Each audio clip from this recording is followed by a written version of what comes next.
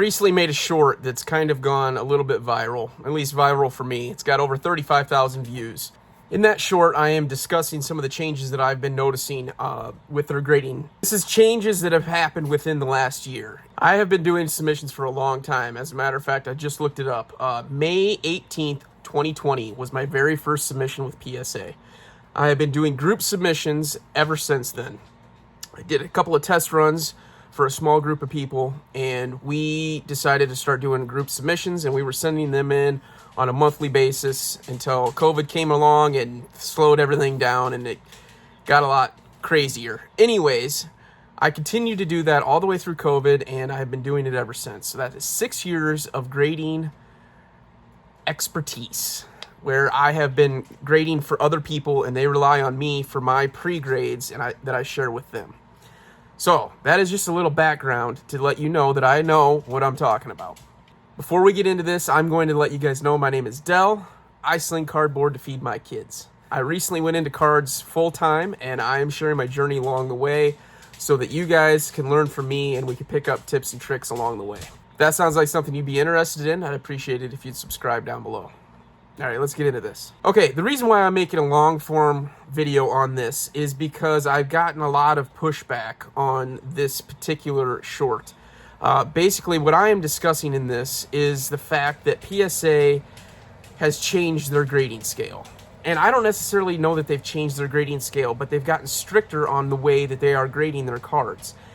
And I went through and I made a point that I think that they're using more technology for their grading. I think they're using something similar to what Tag is doing, which is mapping the surface. Because surface flaws that you used to be able to get away with, you're no longer able to get away with. The pushback that I'm getting on these is not unwarranted. This card should be a 7. The card that I show in my video, it ends up being a 7. And I'm not opposed to that grade. What I'm opposed to, I'm not even opposed to any of it. It was basically just to make knowledge so that you guys know what to expect when you're grading with PSA. And if you've been grading for a long time and maybe taken some time off, what to expect with their changes. So I'm not complaining, I'm not crying about these grades. These grades are what they are. And I'm not going to crack them and resubmit them and hope for a better grade because I agree with the grade. I mean, I see what the flaw is. Most people on these videos that give me a thumbs up, I mean, there's a lot, most of them give me a thumbs up and agree with what I'm saying. And, oh, wow, this is crazy, huge changes. And I appreciate them so much. But I wanted to make a longer form video so that you guys get a better idea of what I'm seeing and what the issues are. And maybe show a little bit more information on what I think they're doing with the computer-generated stuff. So we're going to go ahead. I got 3 cards here. I got 3 examples of lower graded cards that I was expecting higher grades on. And I'm not pushing back on what the grades are, except for maybe one of them. But I want to show you guys what I'm seeing and why I think that they have changed what they're doing. All right, this right here is the card that I'm speaking about. I made a short on this video discussing this card and how there are basically no flaws with this card other than a roller mark that is on the backhand side. You can see it right there. You catch it in the light. I'll maybe show you with an arrow. Any scratches that you're seeing on this are on the case. It's scuffs on the case. There are no issues with it. And I will zoom in on the corners and the edges, and you guys can see what I'm talking about. All right. Again, this is on the case. That corner is excellent. We're going to scroll all the way down this edge to that corner. Same. Very good. Edges, corners, everything looks great on the front. And you can check out the surface. The surface is in pristine condition. Again, any scratches you see are on the case. This is tough to film, but you get the idea. Everything looks good on the front. Let's flip it over to the back. All right, corners. Everything is good. Edges, no issues. No whitening. No problems at all. I've been getting get dog here. There you are. That's That's on the case. All right. Edges and corners, excellent. Everything looks good. Surface is great. Other than that line right there, you guys can see. Okay, I wanted to zoom in on that so you guys actually can see the card. It is tough to tell on video, obviously, especially on a short. You're seeing a 30-second clip, and you think I've got grade warriors out there telling me that I don't know what I'm talking about. So I wanted to show this to you guys so that you know that this card is clean other than that print line. And now it is a 7. Well, actually, you can see these couple of little dings here too. So those are making a factor in the grade as well. Very, very slight imperfections in the back of the cards are now hitting your grades really, really hard. And what I think they're using is a technology, which I showed in my short, and I'll show it right here. It's similar to what Tag is doing. And I think what they're doing is they're getting scans of these cards that allow you to map the surface. And I think that is being put with the grader so that they can see what's going on the card and quickly go to their computer and look at what they're doing. Now, this is speculation. I don't know this for sure. But it would not shock me if they are doing that because of a snippet that they're sending in with their packages now. I actually threw it away, but I'll show you again the video of me talking about it. But they're talking about using technology alongside the human eye.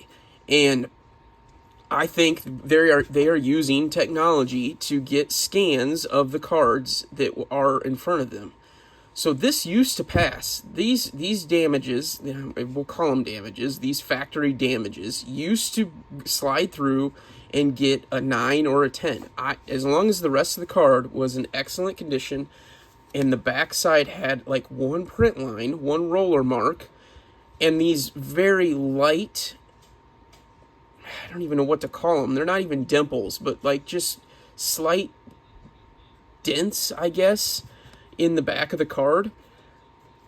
You used to get a 10 with these occasionally, and a lot of times you'd get a 9, and that is why I sent this in, is because I was hoping for the 9/10 with the high upside of getting a 10. Let's go ahead and show the centering too while we're at it. So we can't ignore centering because that is a big factor too. I had guys pushing back saying that it wasn't centered. Well, it's centered, guys. You see that rookie logo? We got to get it on there. Exactly right. That rookie logo lays right on the 3 and the 3. That is centered. This is a centered card. There's nothing wrong with the centering on this. Same with the back. I believe, you know, that they don't grade the back centering as harshly, but you can see that it is centered up. Look at the white line up there, right on the 3. And that, if you know anything about grading, as long as you're within the 3 boundary, that's where you need to be. So I'm going to show you guys a couple of more examples of this and explain where I went wrong on these other cards. So we've got a Pokemon card back here too. In this card, excellent centering. It's a little shifted very slightly. You can see it. I'm not going to hold the well, we'll hold it up there. Okay, you can see it's falling pretty centered. I mean, it's very close. Maybe slightly off left and right. Maybe. Just ever so slightly. Again, tough to pick up in the video. But centering is really good. We'll zoom in on the surface. So we're on the surface here. You can see this corner here is slightly rolling. I think that's part of the card design. But you can see the edges right here where it lifts. That is a common thing with Pokemon. So, no issues. Tough to do this on camera, but no issues on the surface. It's centered up. All right, let's zoom in on the back. I had to readjust my camera. All right. Corners are very good. I'm going this way because the damage is on the other side, so I want to show you guys before we get to that. Corners, excellent. Surface is really good until you get to bingo right there. See those tiny little dents? That's what those are. Those are tiny, very tiny little dents.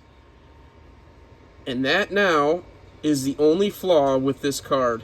There are no other flaws with this card. And nowadays, that gets a 6. No way in the past would that have been a 6. I would have called it an 8 or a 9 back in the day, and now it is a 6. All right, let's move on to our final copy here. I want to show you this. This one I have issues with. I don't think this one's right. I am going to argue with this one all day long. Again, you got some scuffs on the, we should try to clean out that. I had to clean that off. I'm going to have to scuff that. Well, I'm cracking the case anyways. It doesn't really matter. This is a 7. All right, this thing is clean as clean can be. We're going to zoom in and do the same thing that we talked about before. I'll show you what issue I found on this one. All right. The corners and edges are pristine.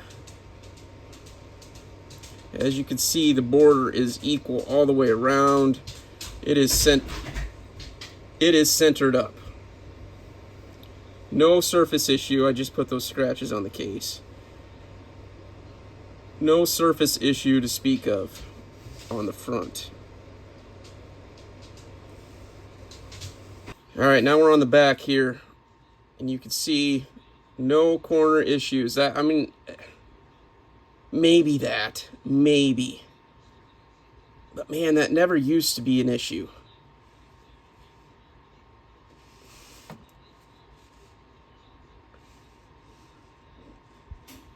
All right, here is what I think. Can we even pick it up on the camera? Boy, it's gonna be tough. I think it's that.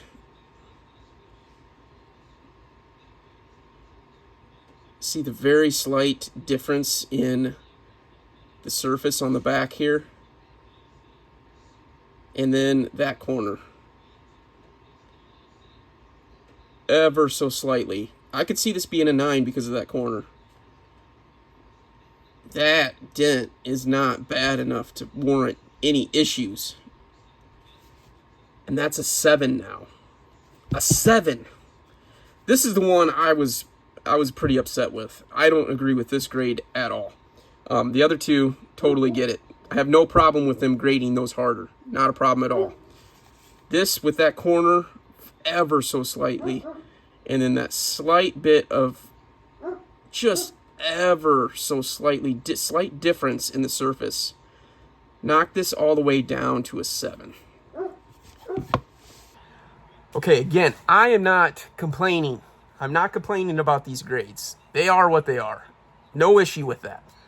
This is just a video to show you guys what I am seeing and the changes that they have made at PSA.